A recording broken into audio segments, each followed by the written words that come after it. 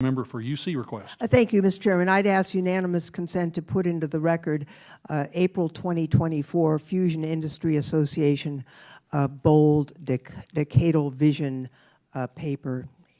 Seeing no opposition, so ordered. The chair would note for the record that the next in order be Mr. Casten and then Mr. Fleshman. Gentleman from Illinois is recognized for 5 minutes. Thank you very much, Mr. Chair. Always a pleasure to go after my friend Mr. Weber, not least because I'd like to continue the conversation about the LNG pause. I talked about this with Secretary Granholm a few months ago and was kind enough to submit some responses to questions for the record. I want to just remind this committee of a couple of numbers. In the last decade, there has been a 24% growth in U.S. consumption of natural gas. There has been a 53% increase in U.S. production of natural gas. And there has been a 384% increase in the export of natural gas. We are having no problem with any of those exports. Right now, we're exporting about 15 billion cubic feet per day. Projects currently under construction are going to double that to 30 billion cubic feet per day. The projects that are permitted but not yet under construction will increase that almost another 15 to 41 billion cubic feet a day. I see you nodding because I got all this from DOE websites. And the pause affects an additional 15 that would take us to 66 billion cubic feet per day. So there is no question but that we are exporting a massive amount of natural gas and are going to export a massive amount more long before we ever get to this question about the pause. What I would like to understand, and I'd like to have as much precision on these as you can, as the DOE, under the Natural Gas Act, fulfills your obligation to consider whether these additional projects are in the national interest, number one, are you treating climate change as a matter to be considered under the national interest? I mean, just yes or no, is that one of the factors? Yes. Okay. And will that consider both the methane emissions from leaks to other countries and the CO2 emissions associated with combustion? Yes, both. For the purposes of the methane combustion, what are you using for the global warming potential as you evaluate those impacts? So we'll look at the 20-year, but also the 100-year, and we'll make sure that we look at it a variety of different ways. And as you know, methane is a super pollutant when it comes to climate change, and an area that we've spent a lot of time in this administration on the regulatory side, but also on the funding side and the R&D side to get our act together to reduce those emissions as much as we possibly can. It's a big deal.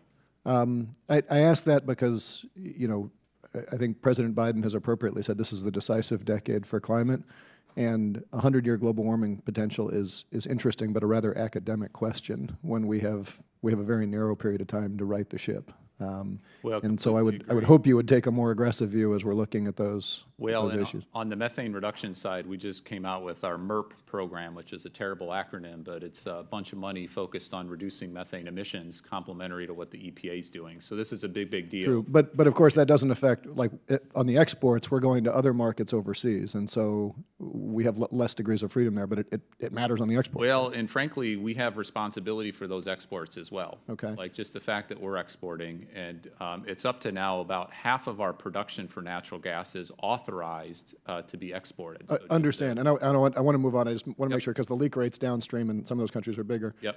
The Secretary Granholm, in her response to the QFRs, said that the forward economic impacts on domestic prices were based on EIA estimates. My understanding is that EIA makes price forecasts based on a status quo regulatory environment, but this is asking the question, what would happen if the regulation changed? How do you square that circle for us? Yeah, so this is why we have several of our national labs involved to come at this from a variety of different ways. And right now, American consumers pay 5 to 6 times less than those and companies as well in Asia and Europe. So right now we have and as we export more and more, what does that mean for American consumers in terms of what they pay? So we need to come at that with a variety of different modeling analysis and different assumptions. So and I guess the gas industry is not going to like this, but we know that when the Freeport terminal shut down, the price of gas fell by 30%. It was remarkable how much it fell. So I think objectively we know that the less we export at current production levels, the lower the prices are going to be for American consumers. It's basic economics, and we're seeing a lot of experts who've looked at this, and this is one of the reasons to do the study and to make sure that we've got the good data to inform what our public interest determinations are. Last question. Those statistics that I shared, 24% demand growth in the last decade. The U.S. economy has grown by over 50% in the same period of time. oil use is flat, coal use is down 40%. We have successfully managed to decouple economic growth from fossil fuel consumption for the benefit of our climate, for the benefit of consumers. As the DOE thinks about our national interest, is it in the United States' national interest to export the technologies that have allowed us to decouple from fossil fuel use, or is it in the U.S.'s national interest to export the fossil fuel we're decoupling from? So these are the clean energy technologies of the future. There's a remarkable competition going on right now, and we either step up with the kinds of incentives that are in the bill and the IRA and do everything we can to win those markets, and that's exactly what we're doing. Okay, well, We've actually reduced our emissions in 2023 over 4%, at the same time that we had one of the most robust GDP growths all around the world. So we are decoupling. true, but that's only if you don't include Scope 3 emissions. If we can't take credit for that while simultaneously exporting fossil fuel. And as we think about the national interest, I hope we'll think about making sure that the rest of the world Gentleman's time has take advantage of expired. where we've gone. Yield back. Chair now recognizes